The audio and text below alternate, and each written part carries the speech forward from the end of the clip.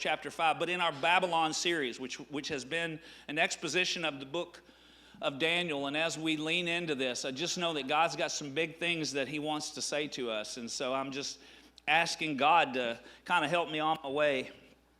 I can't believe I'm actually going to do this, but I'm going to do it anyway because Rodney is the team captain for our ushers. He brings my podium out on Sunday mornings.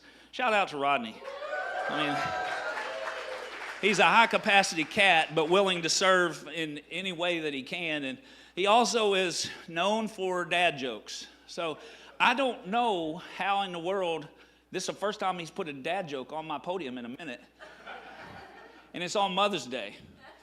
So I don't know. I don't know. Dad joke. What kind of doctor was Dr. Pepper? He was a physician. So there you go. And the moral of that story is that I love Rodney. That's real, everybody. That's what that's about. Hey, well, let me give you a real quick recap. So, again, as we've been working our way through the book of Daniel, and we started with Daniel chapter 1, and we know that in 605 BC, Nebuchadnezzar, who was one of the greatest kings, still would be considered one of the greatest kings in the history of history.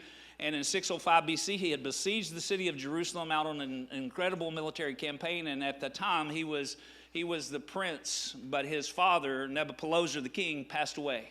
So he hustled back to Babylon to take his place as the king. And so for the first 4 chapters of the book of Daniel, we've been looking at Daniel, Hananiah, Mishael, and Azariah, these 4 young men who were taken captive from Jerusalem in 605 BC, taken away to this grand city, Babylon, which was the capital of the empire. And we've been mostly following along with their interactions with the evil king Nebuchadnezzar. And then we finished up last week with Nebuchadnezzar having what I believe was an incredible redemptive experience with the living God. So just, again, I don't want to leave anyone behind. So assuming that some of you weren't here last week, I'll tell you that that's when Nebuchadnezzar had this incredible dream. And he asked for all the enchanters, astrologers, the magicians, the wise men of the Chaldeans, the Babylonians, to come in and interpret his dream, and none could. But he called for his good friend at this point, Daniel, to come. And Daniel said, look, God is giving you an opportunity to choose humility. But if you don't, you're going to land up, in fact, even if you do, it may only prolong a period of prosperity, but you're going to land up essentially in a place for a season eating grass like a cow or an ox in the field.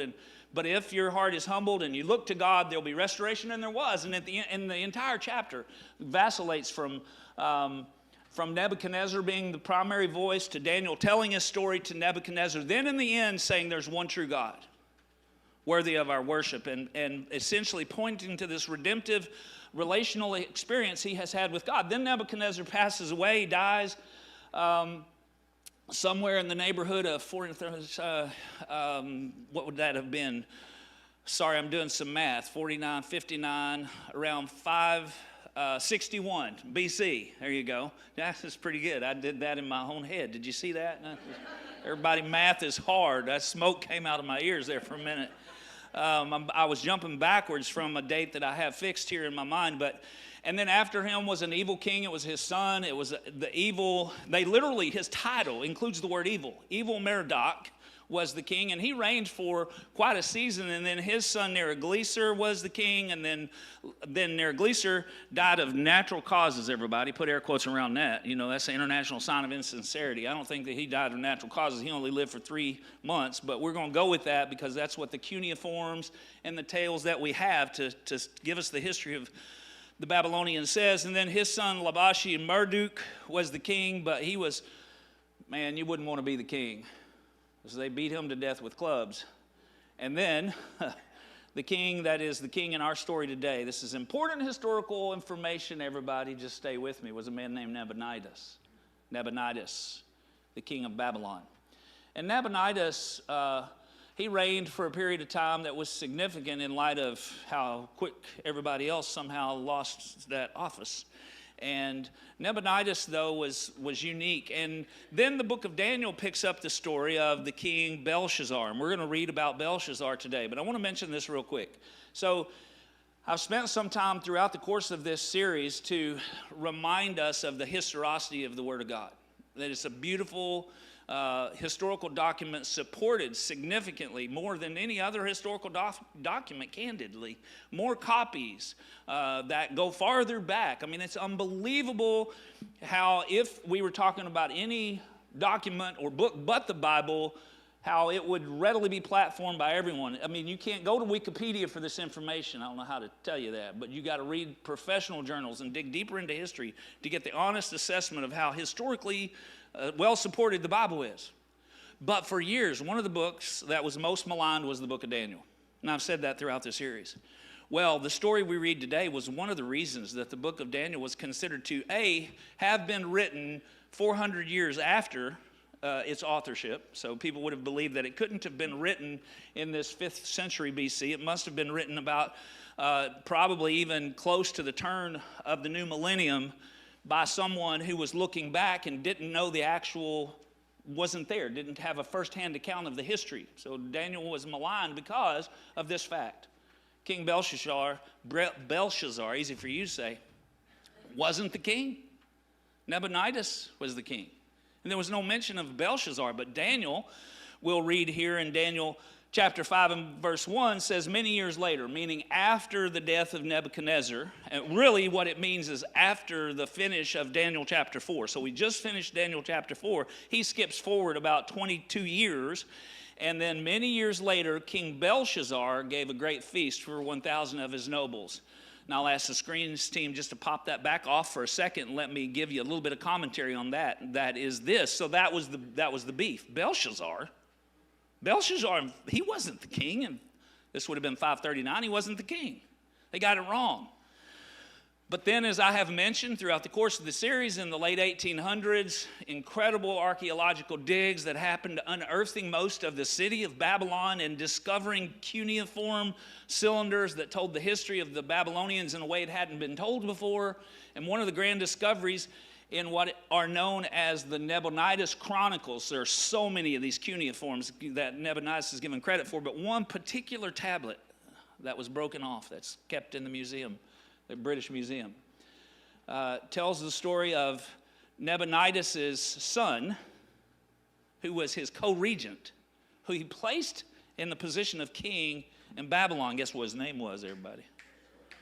Belshazzar.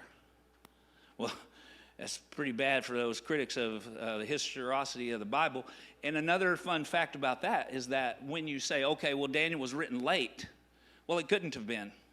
Because from that 5th century BC all the way to the 1800s, nobody had historically documented or discovered Belshazzar. So how could someone 500 years later written about a man they didn't know about?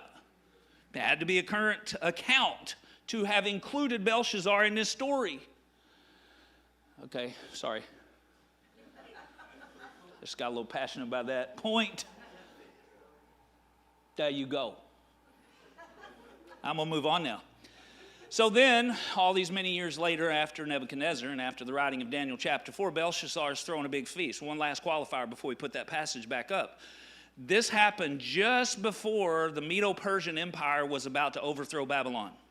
So the Medo-Persians, led by Cyrus the Great, had essentially been fighting battles. Nebuchadnezzar, the actual king, he didn't like to live in the city. He is actually considered the first archaeologist because he loved to dig. He was out in Arabia, he had a palace in an oasis in Arabia. That's where he spent most of his time.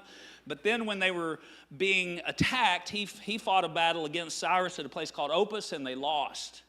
And so now one of Cyrus's generals, a guy named Gubara, some believe was probably Darius the Mede, we'll read about in a bit, had besieged the city of Babylon. So the city, they've lost battles outside the city, but now the great city is the last thing that's standing. An incredible city.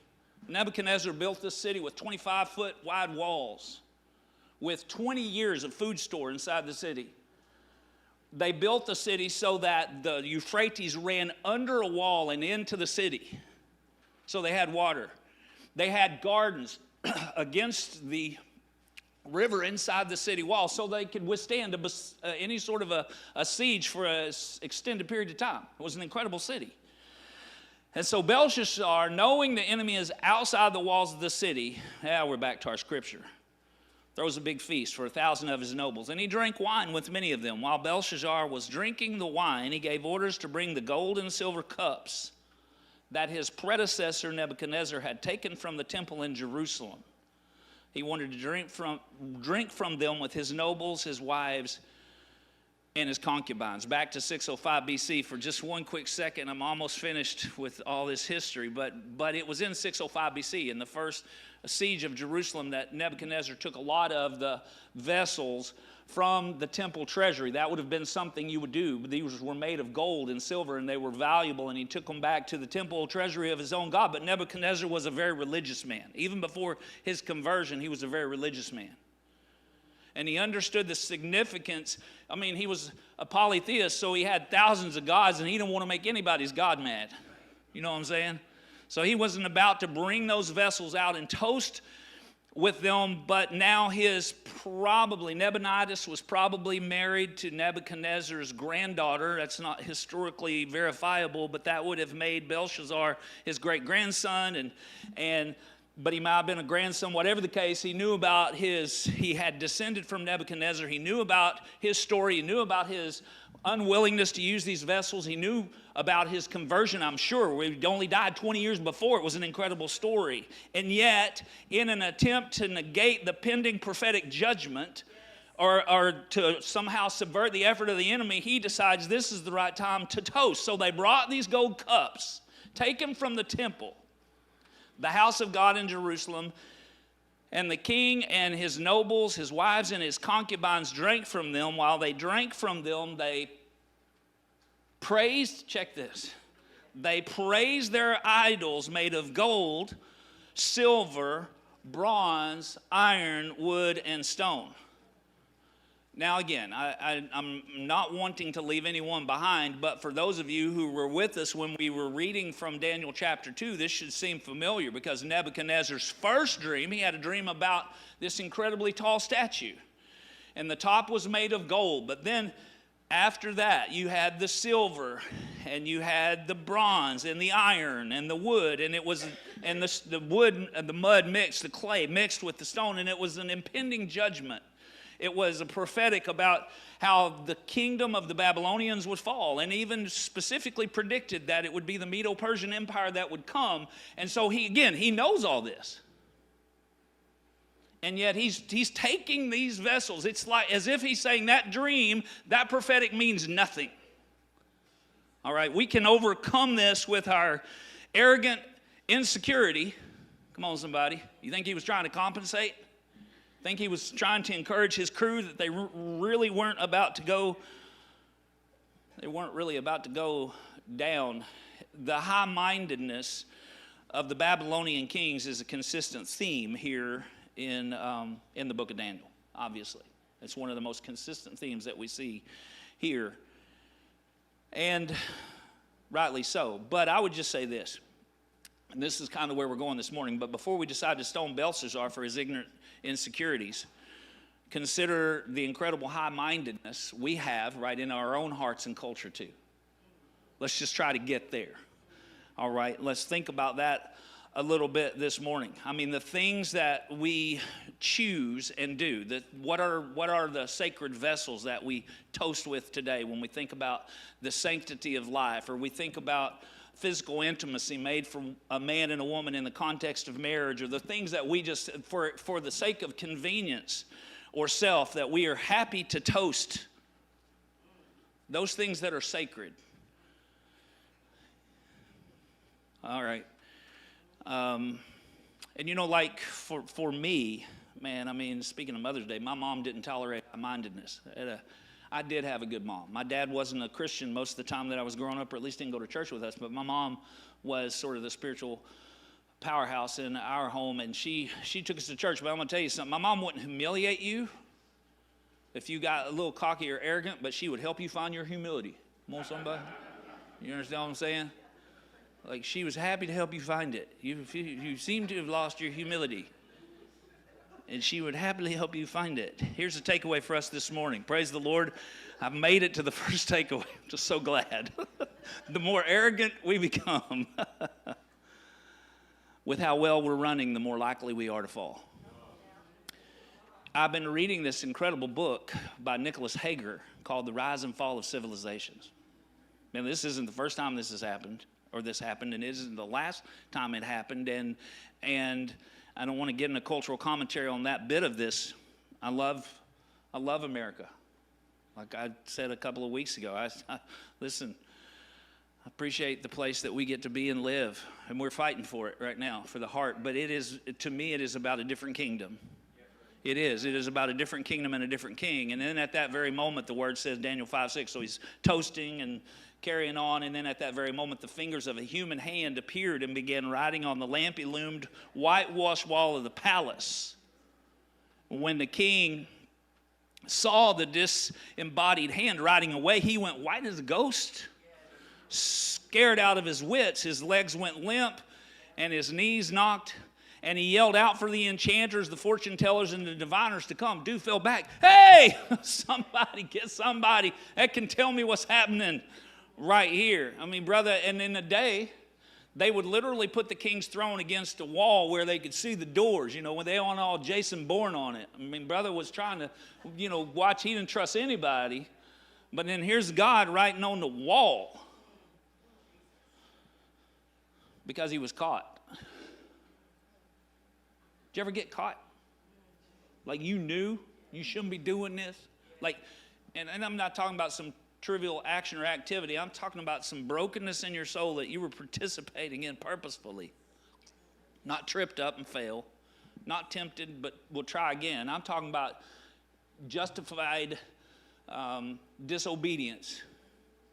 There's no such thing, by the way. We just make a good run at it. And then you knew you got caught, right? And you just all the blood left your face, and your breath was short, and come on, you couldn't pass a lie detector test if your life depended on it. That's what's happening. He knew.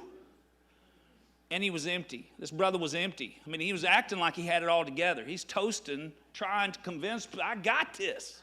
I'm good. We're okay. I'm okay. You're okay. We're all okay. Did you see how thick those walls are? It was Benjamin Whichcote who said, none are so empty as those who are full of themselves. The truth is this brother was empty. He was trying to fill it, but there's only one that can fill it, everybody. Still true for us today. The only thing that can fill this hole in our soul, as Blaise Pascal, the renowned scientist, said, is God. That God-shaped vacuum, only God can fill it. And then he told these Babylonian magi, anyone who can read this, verse 7, writing on the wall, and tell me what it means, will be famous and rich, purple robe, great gold chain, and be third in command in the kingdom. Push pause right there for just a quick second. Why third in command in the kingdom? For a long time, people wondered about that because he was number 2, everybody. After Nebuchadnezzar, that's why. Chalk another one up for history. And one after the other they tried, but they could make no sense of it. They could neither read what was written nor interpret it to the king. So the king was really frightened. All the blood drained from his face, and the nobles were in a panic. What's up, king? Right? I mean, this is that moment. And then the word tells us that Nitocris was his mom, and she came in. She was the queen mother. She might have even been a grandmother, but she was at best as the queen mother, and she rolls in and she says, what's up with you? Why are you so upset? Why are you just distraught? I mean, and he's singing a little tune, right? It's my party, and I'll cry if I want to. I'll cry if I want to. That's where he's at. Like he is one broken, busted up dude. And then verse 10 through 11, she said, calm down. There's a man your predecessor, Nebuchadnezzar, used to call on named Daniel. Now, Daniel hasn't been called on in a minute. This is 66 years post-exile. 22 years post-Nebuchadnezzar, and they are calling for Daniel, who hasn't been heard from, at least in any history we can read, in a minute. But she said, this guy understands, he has understanding like the gods, he's from Judah. So then verse 11, chapter 5, I'm in speed mode here, but this man Daniel, whom the king named Belshazzar, so we're talking about Belshazzar, and this is Belshazzar. has exceptional ability and is filled with divine knowledge and understanding. He can interpret dreams, explain riddles, and solve difficult problems. Call for Daniel, she said, and he will tell you what the writing means. And so he did. Daniel came in. 80-year-old Daniel. Daniel like 80 now. He comes rolling in. He's probably whistling. I don't know if he's singing, but he's whistling. Turn out the lights. The party's over. You understand? And then Belshazzar's like, can you read it and can you know what it means? And if you can, I'll give you all these things. I'll give you the same deal. The same deal. I'll give you purple robe, gold chain, third in the kingdom deal. And Daniel said, no thanks on the deal. I don't need the deal, but I'll interpret your dream. Verse 17. Daniel answered the king, keep your gifts, give them to someone else, but I will tell you what the writing means. And then verses 18 through 21, he gives a summary. Y'all still with me? He gives a summary of Nebuchadnezzar's journey with, the whole experience that he had in Daniel chapter 4 and his journey of repentance and restoration, where he found his humility and he was restored by God. And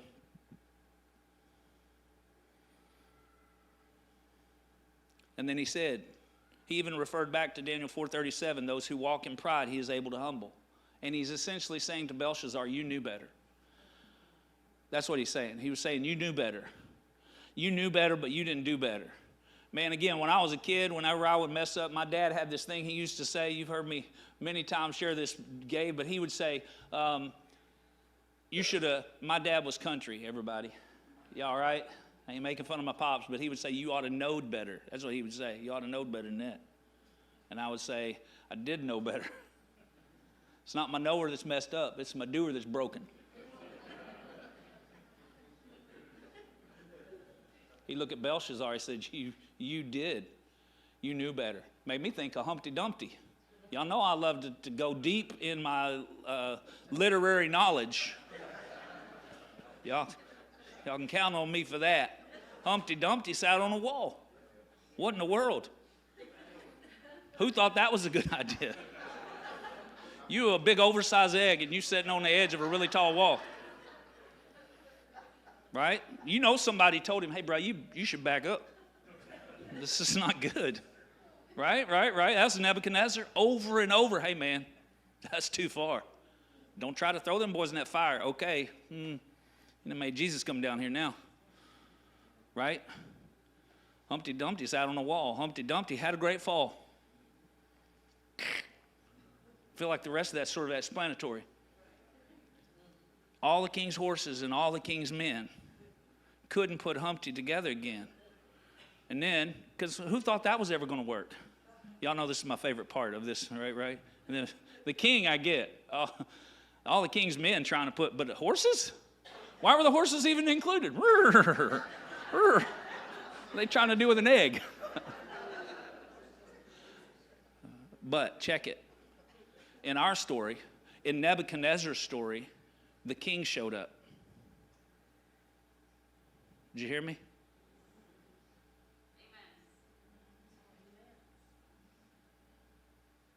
Can you believe it? The king came. And Belshazzar knew it. He knew about the restoration of Nebuchadnezzar, and yet Daniel says in verse 23, but for you have proudly defied the Lord of heaven and have had these cups from his temple brought before you. You and your nobles and your wives and concubines have been drinking wine from them while praising the gods of silver, gold, bronze, iron, wood, and stone that neither see nor hear nor know anything at all. Hey. This might not be the tightest preach, but there's something punchy in this message if you're listening. Because we serve a lot of gods that neither see nor hear too. We get all worked about stuff, and we make big effort because of our own arrogant insecurity, and we chase after things, and it's not going to matter in a minute. In a minute. It's not going to matter anymore. In a minute.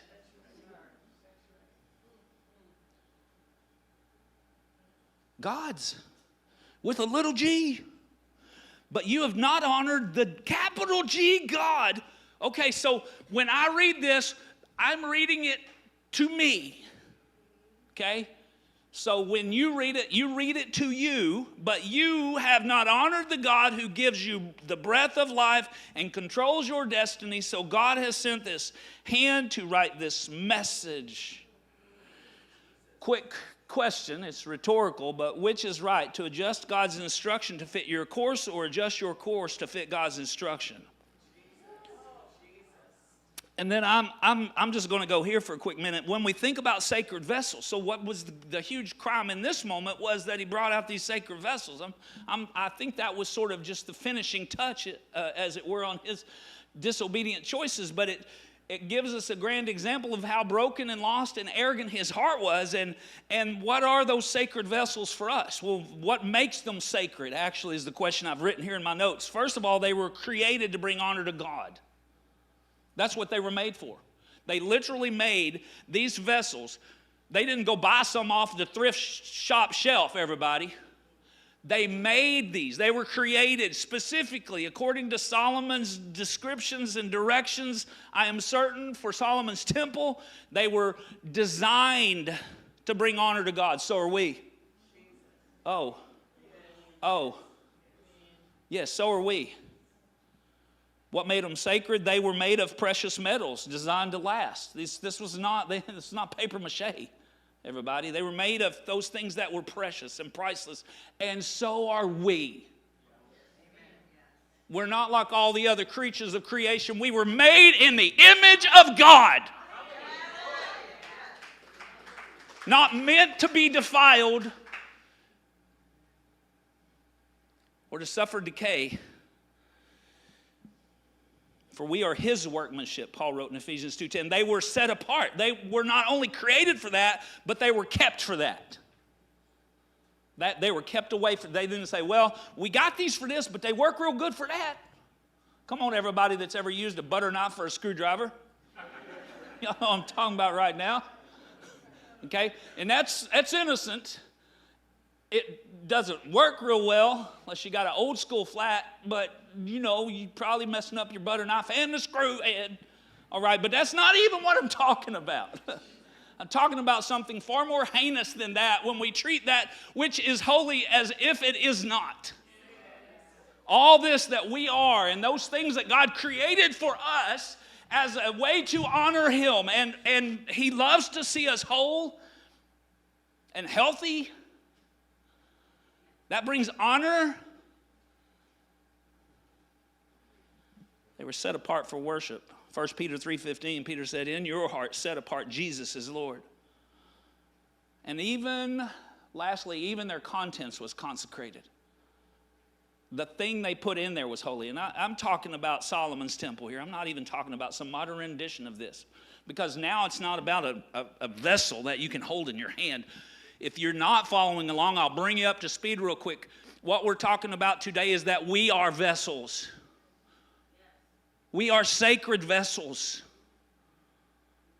We are carriers of the character of God, set apart for that. The sacred, another takeaway for us, is designed by and should always bring honor to God.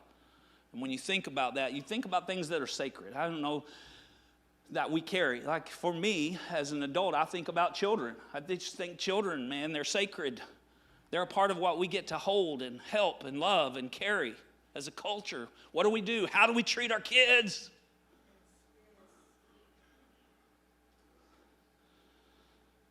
They're sacred. There's something divine about that. Born and unborn. They're sacred. Purity. Not meant to be defiled. Purity, it's hard. I get it. We're called to it. Physical intimacy. Life. A simple sunrise where we sit and we acknowledge that God is God. Our opportunity to follow him in loving a lost and broken world. That opportunity, to me, sacred.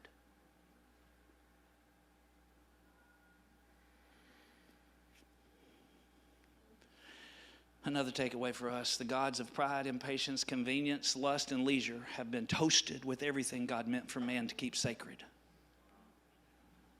You say, well, I'll get it if he writes on a wall. If he writes on a wall, then I'll be like, okay. I didn't know the wind blew that way, but it's okay. He already wrote on a wall. His Holy Spirit, man, is better than a disembodied hand. Hallelujah.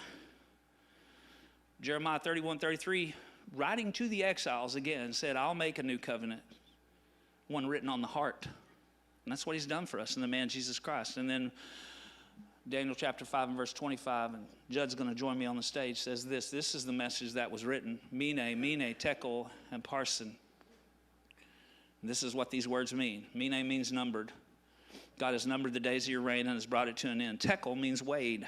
So what they could see, even if they could have interpreted the Aramaic, they would have seen numbered, weighed. They were just independent words. But Daniel interpreted what that meant. You've been weighed in the balance and have not measured up. And parson means divided. Your kingdom has been divided. So they could have seen numbered, weighed, and divided. Your kingdom has been divided and given to the Medes and the Persians. And Belshazzar was learning an important lesson in this moment. Don't mock God. It reminded me of the story of when the Philistines had taken the Ark of the Covenant from David. 1 Samuel chapter 5. Just barely touched this. We might bring it up in our next series, which is going to be called Stories. This will be a great story to tell. But they took the Ark of the Covenant and they put it in the temple of their god Dagon. And then they came back the next morning and Dagon's bust had been toppled over. Like, who did that? Put him back up. Come in the next day, he'd been toppled over and he lost his head. And his arms were severed from his torso. Because there's no God like our God. Like I said, I think Belshazzar thought the city was impenetrable. The walls were actually 25 feet wide. He had 2 palace forts, 20 years of food storage, like I said. But that very night, Daniel chapter 5 and verse 30 says, that very night, Belshazzar, the king of Babylon, was killed. And Darius the Mede took over the kingdom at the age of 62. And I don't have time to get into the historicity of Darius, but that's another thing that God has revealed archaeologically lately. But it is a critical spiritual error, another takeaway for us, to underestimate the significance of the sacred. Deception, right? Arrogance caused Belshazzar to let down his guard with the enemy at the gate. With the enemy at the gate. Historians tell us that basically the Medes and the Persians, they dammed up the Euphrates. They came in under what would have normally been a well-guarded spot, even underneath the wall, but the guards were drunk and asleep. And they penetrated the city and took it without opposition. According to Daniel chapter 2's prophecy, that next kingdom would be the Medo-Persians, who would last for 200 years. The fight we fight isn't a physical fight so much, at least not normally, but there's still a fight, everybody. There's still a battle going on for our sacred souls. Paul wrote in Ephesians 6:12, for we are not fighting against flesh and blood enemies, but against evil rulers and authorities of the unseen world, against mighty powers in this dark world, and against evil spirits in the heavenly places. And here's what God needs for us to know, and that's this, that the enemy loves to attack an unguarded heart. How you doing this morning on protecting the sacred? It doesn't require perfection, but it does require surrender. Proverbs 4:23, guard your heart above all else, for it determines the course of your life. Your life is a sacred gift from God. Your life, a sacred gift from God, common yet full of the divine. Earthen vessels for the holy, what we carry, the hope of humankind. It's His love that is our treasure. It's His grace that's beyond measure. We're meant to know it and to show it with our lives. Yet we oft profane the holy, often overlook the lowly. Sacred is sacrificed for lives. We toast our own self-preservation while God offers restoration for the broken, hurt we try so hard to hide. Religion's not our idol. Pious patterns aren't the goal, though they're good for making space for God to do work in the soul. Sacred is our serving God and others without swerving, to trust His truth and live his love, to worship God and God alone. I'm going to ask the worship teams at both locations to join me, and I will get this landed, I promise. Y'all give a shout out to Jesus real quick. That he loves us enough to tell us truth. Your life is a sacred gift from God. Watch what you watch, listen to, see, and think. It matters a lot. Guard your God, though. Another takeaway for us is this: God will guard your heart if you'll give your heart to him. That's the good news. The good news is God will guard your heart if you'll give your heart. What are you giving your heart to?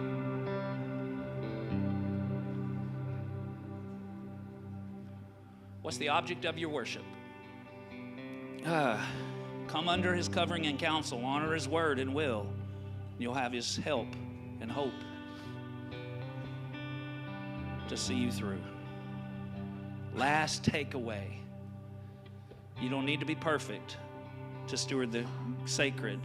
Just a vessel set apart to bring honor to the King.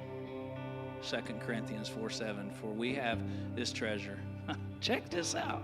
In jars of clay. It's no longer about what it's made out of, but who it's made by. You know what I'm saying? We have this treasure in jars of clay. So to show that the surpassing power belongs to God. Nobody's getting credit for this but him.